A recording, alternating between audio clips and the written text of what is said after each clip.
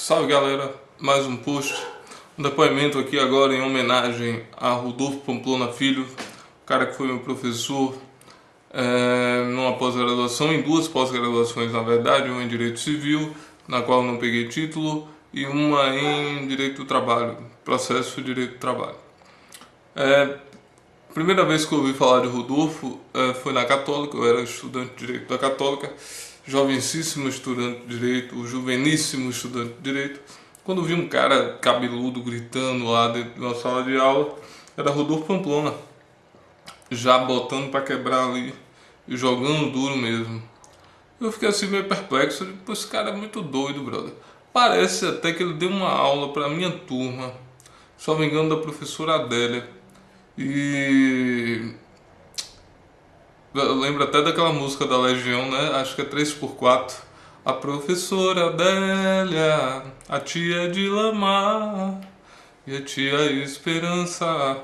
Mas voltando, eu acho que Pamplona substituiu ela um dia, uma aula assim e tal. Parece que foi a primeira vez que eu ouvi, foi nesse momento. E o cara era muito doido, brother. E eu fiquei assim, eu digo, velho, esse cara é maluco, meu velho. O cara é muito doido. Já era juiz, isso em 99, 2000, alguma coisa assim. E beleza, passou. Não fez muita diferença na minha vida naquele momento tê-lo conhecido. Mas depois faria. Depois faria. Hoje eu gostaria de começar essa homenagem com uma... Alguns vão considerar crítica, mas uma consideração a Pamplona no seguinte sentido: as pessoas o aplaudem por ser um jurista, eu o aplaudo por ser um poeta, primeiramente, e mau poeta por sinal, e o aplaudo por ser mau poeta. Mas Marlos, vocês haverão de perguntar, que homenagem é essa que você aplaude o seu homenageado por ser mau poeta? Que loucura é essa? Você ficou louco? Não, gente, pelo seguinte: é muito fácil você ser laureado naquilo que você já venceu. O difícil é você continuar uma batalha num terreno que você não é tão grande assim. E Pamplona milita na poesia já há muitos anos.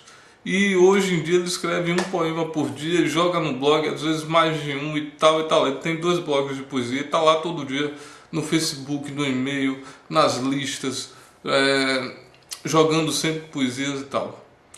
Então, merece o aplauso. Por quê? Porque aí ele luta por uma capacidade ou outra. Heidegger dizia: é preciso lidar com o mundo com a poesia. A poesia é necessária para fazer o mundo, para fabricar o mundo. Eu acho que é mais ou menos isso que Heidegger dizia, muito embora eu não seja um heideggeriano, mas acho muito contundente essa questão. O pensamento e a poesia para Heidegger são coisas diferentes, mas tem uma dimensão de grandiosidade que se aproximam muito. E isso é muito interessante, vale a pena dar uma lida nisso.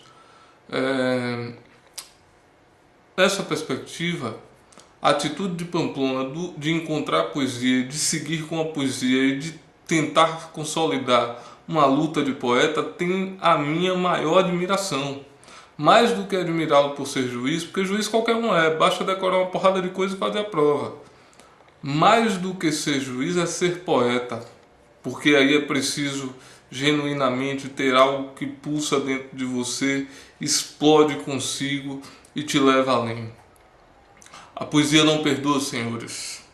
A poesia nos dói a alma e nos eleva a pontos que jamais alcançaríamos de outra forma. E ela é muito simples: papel, lápis, só. E a vida. Papel, lápis e a vida, senhores. Se preferirem, caneta, que é até melhor, porque não precisa passar limpo. É que nem a vida, você tem que escrever a caneta, porque não tem borracha para apagar. Você escreve logo a caneta, daquelas que pregam mesmo no papel e ficam marcadas a tinta. Pamplona é desses caras. Então basta ir nos seus blogs, ler sua poesia e verificá-la, que há ali um desejo de fazer, de realizar alguma coisa maior. Dificilmente você verá uma poesia dele ou minha no nível da Drummond, mas você certamente verá a vontade de fazer algo daquele nível. E ter a vontade já é uma coisa muito importante, já é uma coisa muito interessante.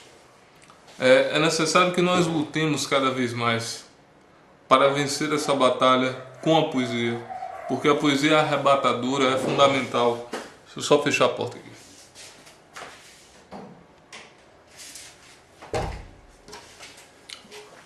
Porque a poesia é arrebatadora e fundamental. Então Pamplona está nessa luta da poesia e eu acho que é a melhor coisa que ele faz. Eu tenho um profundo respeito pelo fato de ele ser poeta, músico, cantor, compositor, tudo mais. Voltando ao direito, e daqui a pouco a gente mistura isso tudo, é preciso que se diga, é preciso ter em mente que Pamplona é como diz Fred de Direito, Pamplona é o nosso decano da nova geração de juristas baianos. Eu não sou um jurista baiano, eu sou um mero bacharel em Direito. Mas um dia, quem sabe, possa vir a ser jurista. Então, se algum dia eu conseguir ser jurista, Pamplona será meu decano. E ele é o decano da nossa geração. Aquele que primeiro apontou nos anos 90, quebrando tudo, foi Pamplona.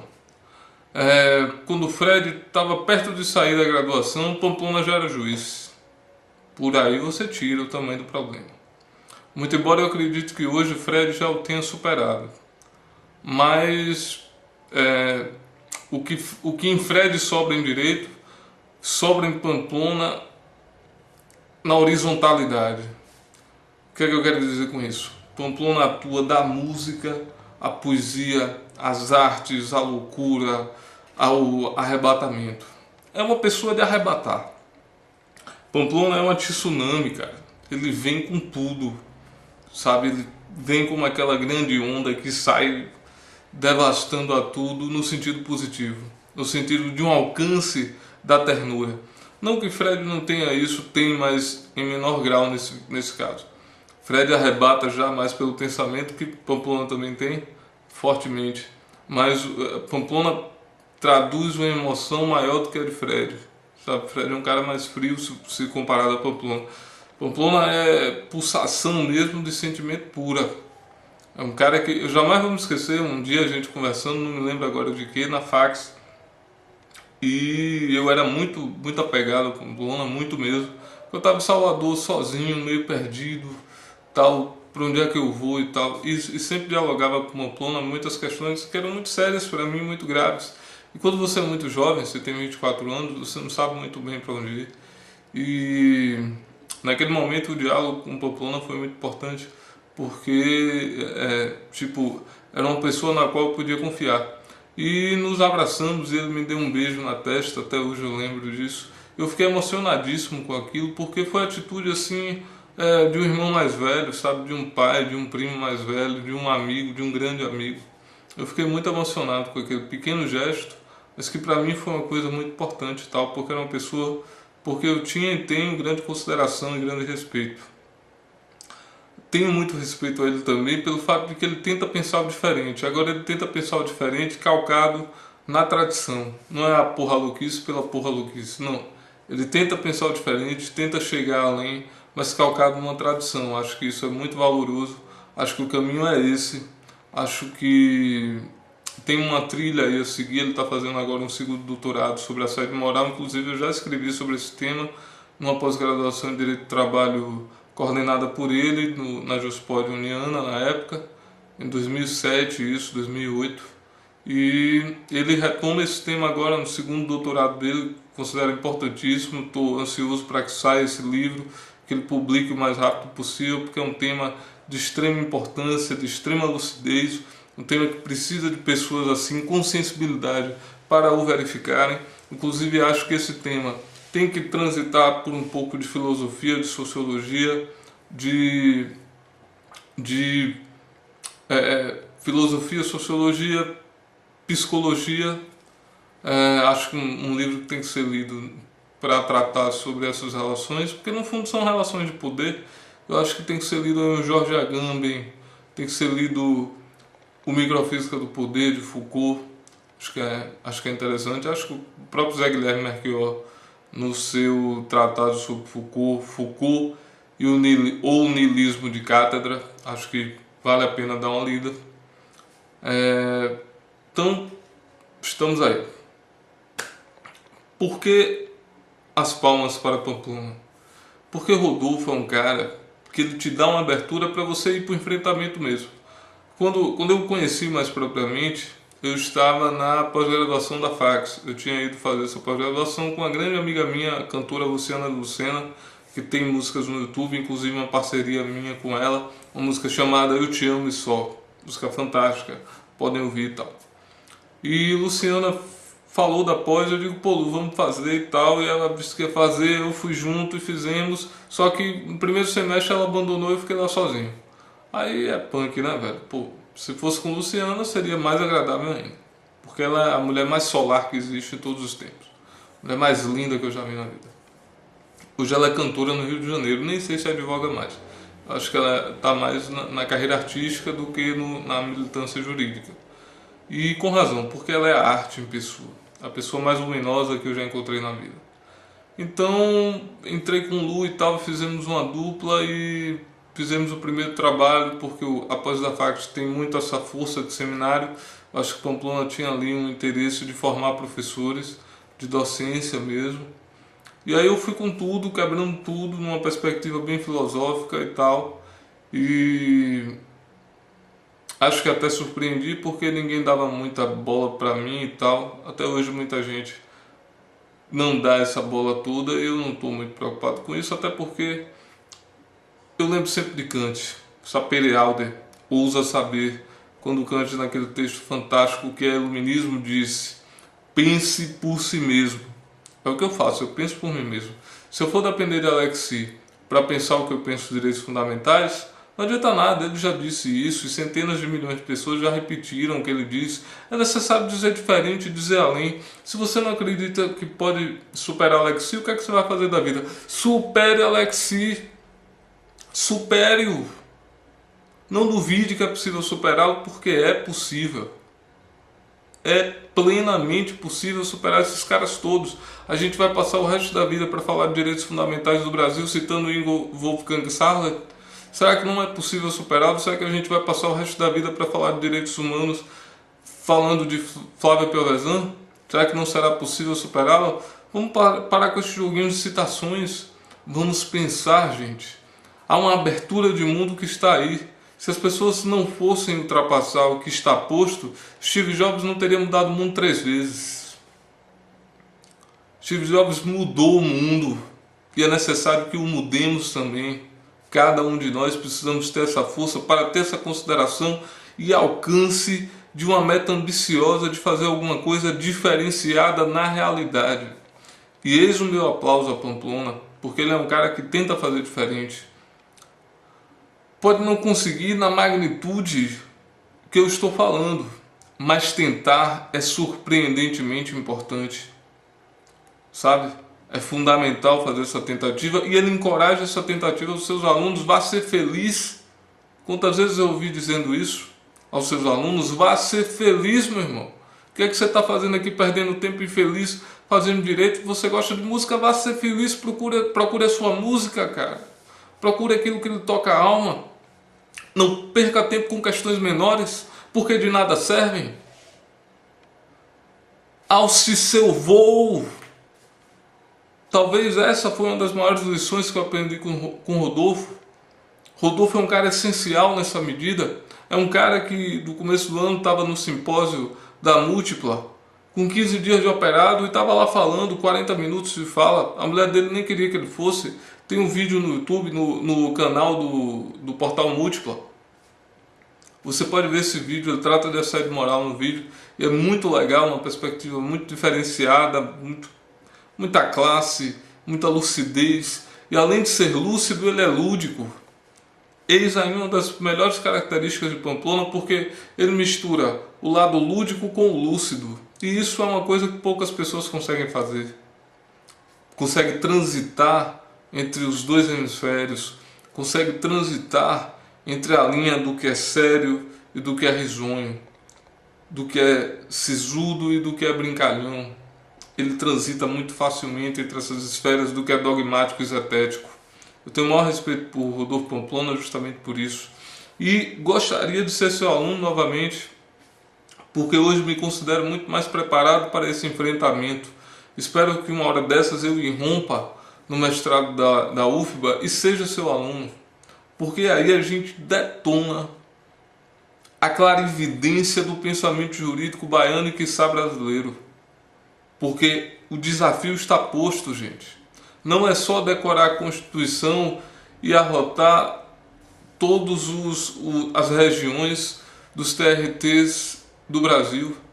Isso é bobagem, isso é decoreba, isso não quer dizer nada. Quantas pessoas eu já vi recitando códigos e códigos, dizendo tanta coisa de cor, e não disseram nada. Não disseram nada. É como cantar uma canção com uma voz afinadíssima e sentimento algum. Sentimento algum, senhores. É muito mais necessário e urge, e urgentissimamente urge, que você diga uma palavra que contém um sentimento muito maior e muito acima, ainda que gramaticalmente errônea as suas palavras, mas que o sentimento esteja ali presente de uma forma nunca antes vista. Cultive, irmão, essa palavra que vai além. Cultive um pensamento que possa dobrar uma esquina e encontre uma brisa e alce voos e rompa pelo espaço, num lugar mais etéreo e ao mesmo tempo mais brilhante, onde os relâmpagos soam e iluminam a atmosfera. Nós devemos pensar nesse nível, meus caros. Isso que Drummond fez, isso que Manuel Bandeira fez, isso que José Guilherme Melchior fez, isso que Pontes de Miranda fez, é nesse nível que devemos pensar. Isso que Rui Barbosa fez, não para repeti-los, não para dizer o mesmo, mas para ousar dizer além. Eis a nossa tarefa. Eis o que urge que o façamos nessa quadra de recessão, de depressão, de crise econômica, de crise moral, de crise de valores, de crise de referenciais, onde tudo muda e parece que não sabemos para onde vamos. Inventemos nosso roteiro, nosso destino e nossos horizontes. Eis a nossa tarefa primordial, meus caros. A nossa geração é a geração que fundará este século. É a geração que ultrapassará o século, que marcará o século e o construirá. Necessitamos, meus caros, de termos, pulsando em nossos corações, a grandiosidade daquela mesma pulsação que fez Kant encerrar as 3 críticas. Essa mesma pulsação que fez Wittgenstein abandonar uma fortuna para criar a maior obra filosófica do século XX. Essa mesma pulsação que fez Heidegger não considerar tanto a técnica e aplaudir a poesia e o pensamento. Há uma frasezinha de Heidegger que eu vi numa citação de Hannah Arendt, salvo engano, no Pensar, Querer, Julgar. Heidegger dizia assim, na citação de Hannah: o que mais desafia o pensamento em nossa época de desafio do pensamento é que ainda não começamos a pensar. Dá um nó, né? Dá um nó. O que mais desafia o pensamento em nossa era de desafio do pensamento é que ainda não começamos a pensar. O que é pensar, meus caros? O que é pensar? Heidegger tem um texto fundamental que reflete sobre essa questão. O que significa pensar? Tem em espanhol no Google, facilmente encontrável. Em português não é tão fácil assim, mas nos ICBAs, Estudos Culturais Brasil e Alemanha, você acha fácil esse texto, esse livro, na edição dos anos 70, salvo engano, da Cultrix, salvo engano. E Pamplona vem afirmar isso, vem estabelecer uma tentativa de pensamento no fronte que ele milita, da poesia ao direito, da literatura ao direito, da música ao direito, até da religião ao direito. Salvo engano, ele é evangélico. Então, é necessário que nos batamos, pensemos e sejamos arrebatados pela tarefa de pensar. Por conta das graves questões que vivemos, Pamplona afirma isso Não é à toa que ele está pensando sobre a questão do assédio moral, porque no fundo ele estará pensando sobre as relações de poder e as micro-relações de poder que invadem, que irrompem toda a sociedade. Me parece cristalina a necessidade de pensar nessas questões micros, que quando você costura milhões de situações desse tipo que acontece, você vê a diferença de uma sociedade doente para uma sociedade sadia. É necessário curar esses pequenos fragmentos tortos que abundam na sociedade. É necessário consertá-los com C e com S. Senhores, a minha admiração ao Rodolfo Pamplona é nesse nível. Porque eu me lembro na pós-graduação de Direito Civil, ele me dava uma abertura para tentar ser diferente, para pensar diferente.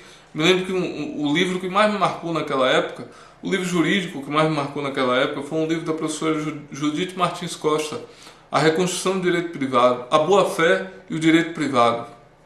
Foi o livro que mais me marcou, um livro da RT, capa vermelha, 1999, a primeira edição, salvo engano.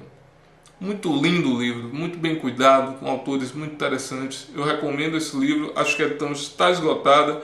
Não entendo por que não publicam uma nova edição desse livro. Mandem e-mails para Judith Martins Costa, descubram aí o e-mail dela, se ela tem Facebook, etc. Vamos encher o saco dela para ver se ela publica uma nova edição desse livro. Se não encontrarem, tirem xerox, comprem nos sebos, invadam as bibliotecas, tirem xerox desse livro, porque é muito interessante. Eu lembro que esse livro me marcou e eu tentava uma abertura que misturasse filosofia, história e direito, e literatura também. Eu lembro que até algumas pessoas caçoavam de mim que eu estaria confundindo direito com literatura. E mal sabiam eles que é palavra acima de tudo. Seja literatura, direito ou qualquer outra coisa, é palavra acima de tudo. Acima de tudo, meus caros, palavra. E eu tentava fazer essa conjugação, às vezes dava certo, às vezes não. E das vezes que dava errado, eu tirava notas baixas e acabei não pegando o título da pós-graduação por causa disso. Erro meu, não tem problema nenhum, porque a regra do jogo era aquela, era fazer um equilíbrio entre zetética e dogmática. Acho até que o Rodolfo poderia ter dado um pouquinho mais de crédito à minha tentativa. Porque nem eu, na época, tinha muita consciência do que eu estava fazendo. Na verdade, eu estava tentando pensar por mim mesmo. Na verdade, eu estava tentando seguir o ritual kantiano do sapere aude. Na verdade, eu estava tentando confrontar toda uma estrutura que estava montada, dizendo como você deve pensar igual aos outros, e eu não queria fazer isso. Eu não queria fazer isso. A Universidade Brasileira está repleta de teses de mestrado onde as pessoas se repetem, onde não há ousadia, e não é só na Universidade Brasileira. É também. E eu não compactuo com isso. É necessário que nós façamos a diferença. É necessário que nós tenhamos a tentativa de um brilho. Vamos dar dois exemplos que o Eduardo Chianetti da Fonseca, grande economista brasileiro, numa palestrinha que está no YouTube, Há pensamento sério no Brasil? Uma interrogação. E ele diz assim, ele dá dois exemplos de grandes avanços científicos que não precisaram de interlocuções desse disse-me-disse intelectual, dessas citações, e em um caso, e no outro um texto muito curto. A saber, o primeiro, a teoria da seleção das espécies, da evolução das espécies de Charles Darwin. É um texto corrente, parecido até com um romance. O cara teve a ideia, discorreu acerca da sua hipótese.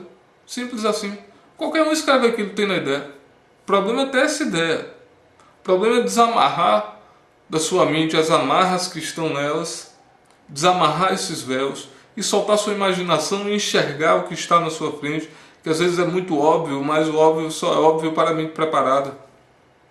Assim como um paper da estrutura do DNA de dois cientistas americanos, salvo engano, que era uma página só. Não sei nem se chegava uma página toda, a meia página, um pouquinho mais. Na revista Nature, salvo engano, que foi publicado esse texto. Quer dizer, talvez a descoberta mais importante do século XX, a estrutura do DNA em ciência. Uma página, um paper de uma página. E a galera fica escrevendo catataus e catataus e catataus, se esquecendo que muitas vezes menos é mais. Se vocês lerem tratados lógicos filosóficos de Wittgenstein, vocês vão ver que há proposições ali que ele não explica quase nada, ele só joga a proposição. Por exemplo, o mundo é a totalidade dos fatos. A elegância de uma frase, a elegância do pensamento. Muitas vezes, gente, não é necessário para brilhar catataus. E aí, o mais legal de Rodolfo é que ele se abre a esse diálogo, ele se abre a esse enfrentamento, ele não terá receio do aluno que o enfrente, do aluno que tenta pensar além dele, do aluno que tenta até ultrapassá-lo. Eu acho até que ele achará isso uma honra para ele. Ele não quer pessoas subservientes ao seu lado. Não interessa, nem para ele, nem para as pessoas. É necessário tentar ir além, meus caros. E acho que essa é a melhor maneira de honrar e dignificar os nossos mestres, ultrapassá-los, mostrar para eles que conseguimos dar saltos muito maiores. Eu espero ainda estar em sala de aula com o mestre Rodolfo para que nós façamos esse enfrentamento. E será muito gratificante se conseguir. Acho que a gente vai explodir muitas ideias. E depois, saindo da fax, fui para fazer a pós de trabalho, processo de trabalho. Me lembro até que nessa pós tinha uma menina linda, Silvia, uma das mulheres mais bonitas de todos os tempos. Outro dia eu até encontrei ela ali na rodoviária de Salvador, vinha chegando de viagem, e eu acho que ela foi lá fazer alguma coisa, não sei o que, não nos falamos. Mas foi interessante revê-la nesse simples encontro, assim, encontro e desencontro ao mesmo tempo. Foi engraçado. E aí, há muito tempo eu não havia, há muito tempo. Pessoa luminosa, luminosa mesmo. Mas águas passadas não movem moinhos. Então nessa pós eu me lembro que eu escrevi 3 monografias. Uma sobre uma espécie de a condição humana do ser trabalhador. Eu não me lembro agora o título dessa monografia, mas era algo assim que falava sobre a brutalização do ser enquanto trabalhador, que eu vejo muitos tipos de trabalho como uma brutalização do ser humano, como uma escravização dele, né? Como a construção de humanos ratos, humanos res, coisas humanas e não seres humanos. Mas não foi aceito, me pediram para reformular, porque estava meio fora dos padrões. Depois eu escrevi um livro filosófico, que era o Elogio do Ócio, Tour de Force, a tentativa de uma proeza, de um pensamento muito original. Tentei escrever esse texto. É um livro pequeno, um livro de 50 páginas, uma coisa assim. Quero até publicá-lo. É porque eu gasto o dinheiro todo comprando livro e acabo não publicando os que eu já escrevi. Tenho que dar uma segurada para ver se eu publico algum. E esse livro foi considerado muito filosófico, então não aceitaram como a monografia também. Aí depois eu escrevi um sobre assédio moral na relação de trabalho. E aí uma monografia, na época já se falava do assunto, não tão fortemente quanto hoje. Mas eu achei interessante ter escrito sobre esse tema, porque eu pude captar a tendência de que isso iria se aprofundar. E há 5, 6 anos eu escrevi sobre isso. E as pessoas na época não se dava tanta importância a esse tema. E eu achei massa ter vislumbrado isso na época. Tanto é um tema importante que Pamplona retoma o seu segundo doutorado sobre esse tema. E com esse eu passei com a média, até Pamplona estava lá, tirei a média, pronto, um abraço. Acho até que os caras estavam querendo, na verdade, se livrar de mim, porque dizia que era o suficiente. Eu ia lá em 15 dias e escrevia outro tema. Na época eu tinha uma capacidade de escrever muito grande. Hoje eu não tenho tanto assim, não tenho esse saco mais para sentar e escrever quilometricamente como eu tinha na época. Então eu sentava, em 15 dias eu escrevia um livro. Quem me dera ter aquela força, aquela energia daquele tempo. Hoje eu penso mais e filtro mais o que eu escrevo. Não sento assim com um jato de tinta, escrevendo tudo. Então, como eu saí de Salvador, nunca mais eu vi Rodolfo. E a gente troca mais uma ideia por e-mail e tal. Sinto saudade de suas aulas, era muito legal. Muito embora eu não sinta saudade de nada, porque saudade é um sentimento das pessoas fracas. Mas foi interessante quanto durou. Espero que nós nos encontremos, seja como professores da UFBA, seja como colegas de pós-doutorado, ou seja como ele, professor, e eu, aluno, no mestrado, no doutorado, ou seja somente quanto poetas e artistas e músicos e loucos, o que talvez façamos de melhor. E para mim foi uma honra conhecer Rodolfo, justamente por esse ar multifacetado que ele tem. Você não pode pegar Rodolfo e torná-lo estanque, né? Dizer que ele é apenas um juiz, ou dizer que ele é apenas um desembargador, que o será em breve, ou dizer que ele é apenas isso ou aquilo. Ele é multifacetado, ele é muita coisa. Ele não dá para classificá-lo assim pequenamente. Uma das coisas que eu acho mais legal é a espontaneidade que ele tem, sabe? Ele tem um sorriso espontâneo, até uma raiva espontânea quando ele fica com raiva. Então parece um adolescente falando das coisas. Isso é muito legal, porque cada dia que passa eu penso o seguinte: o que há de mais belo na vida é o humano. Mesmo o humano sendo todo esse horror, mas ainda assim o que há de mais belo na vida é o humano, no seguinte sentido: porque pulsa de si, aos humanos que têm isso, uma elegância, um estado de espírito que é muito sofisticado por ser simples, que é uma força da natureza por ser uma força da cultura, que consegue ser extremamente natural por ser extremamente cultural. E Rodolfo tem essas qualidades, que podem ser cada vez mais aprimoradas, mas ele as tem. E essa é a grande dimensão humana, ao meu sentir. E eu gosto muito de trabalhar conhecimento com o Rodolfo por causa disso. Sabe? É sucinto, é direto, é pai bola e vamos em frente. Sem perder muito tempo com lucubrações idiotas, mesquinhas e ridículas. Não é o nosso tom. E é por isso que eu aplaudo o velho Rodolfo. Meu mestre, grande figura, grande poeta, grande pessoa. Aquele com quem podemos rir de fato. Com quem podemos vencer de fato. As grandes vitórias, que são aquelas que nós podemos compartilhar e não as que guardamos egoisticamente, como quem deixa o pedaço de bolo para o próximo Natal escondido na geladeira, os neuróticos de plantão.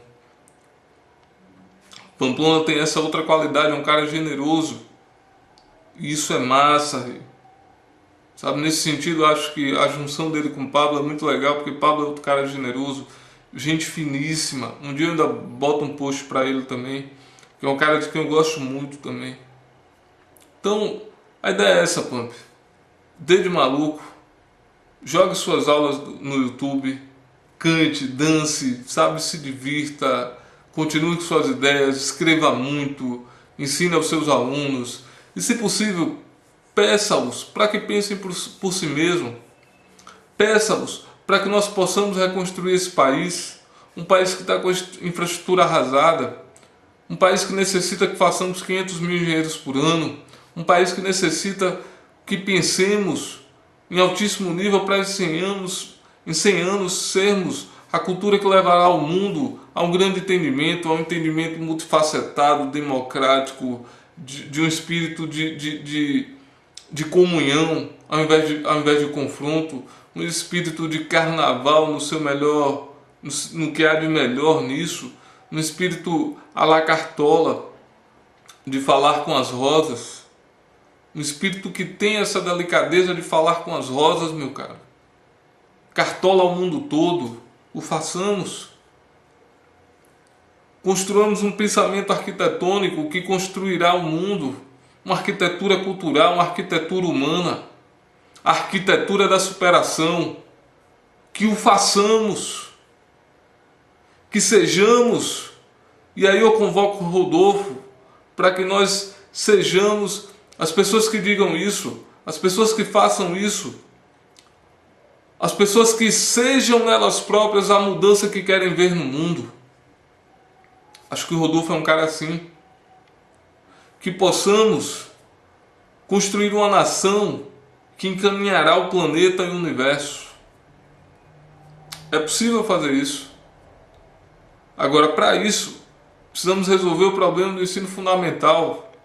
Precisamos que as crianças de 0 a 15 anos, de 0 a 10 anos, conheçam Drummond, conheçam Einstein, conheçam Wittgenstein, conheçam Manuel Bandeira, conheçam Mário Quintana, conheçam Villa-Lobos, conheçam Mozart, conheçam Heidegger, conheçam Hilke,